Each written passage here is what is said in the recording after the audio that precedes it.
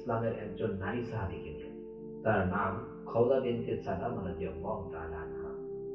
তার স্বামী ছিলেন আউস ইবনে সামিত।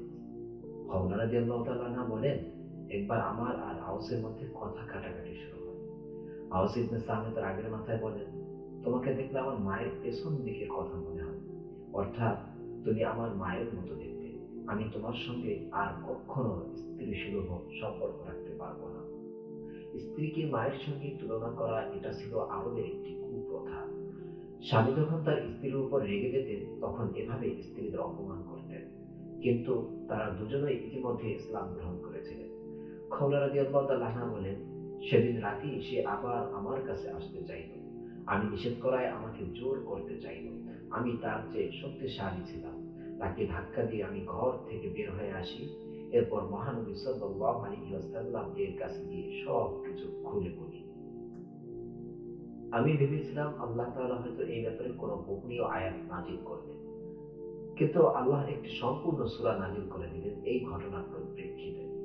সূরা মুজাদালা এর প্রথম আয়াত।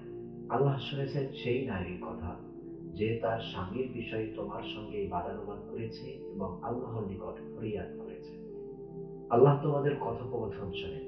আল্লাহ সর্বশ্রোতা, তিনি সবকিছুই দেখেন। এই আয়াত থেকে প্রমাণিত হয় ইসলাম নারীদের অধিকারের ব্যাপারে কতটা সচেতন। আরেকটি গুরুত্বপূর্ণ বিষয় হলো, এটাই কোরআনের একমাত্র সূরা যার প্রতিটি আয়াতে আল্লাহ শব্দটি উল্লেখ আছে। আল্লাহ যেন নারীদের উদ্দেশ্যে বলছেন, তিনি সবই শুনতে পান, তিনি সবার ডাকে সাড়া দেন। এই সূরা নাজিলের পর আরবে একটা সংস্কৃতি তৈরি হয়ে গিয়েছিল, যেখানে নারীদের কথা মানুষ খুবই গুরুত্ব দিয়ে শুনত। ইসলামের দ্বিতীয় খলিফা ওমর রাদিয়াল্লাহু তাআলা আনহু এর কথা হয়তো সবাই জানে। দিন পালনের দিক দিয়ে তিনি ছিলেন খুবই শক্ত মনের মানুষ।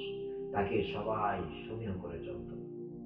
একবার ওমর রাদিয়াল্লাহু তাআলা আনহু বাজার দিয়ে হেঁটে যাচ্ছিলেন। তার সঙ্গে ছিলেন সাহাবী জারুদ রাদিয়াল্লাহু তাআলা আনহু। হঠাৎ এক বৃদ্ধ নারী তাদের পথ আটকে দাঁড়ালেন।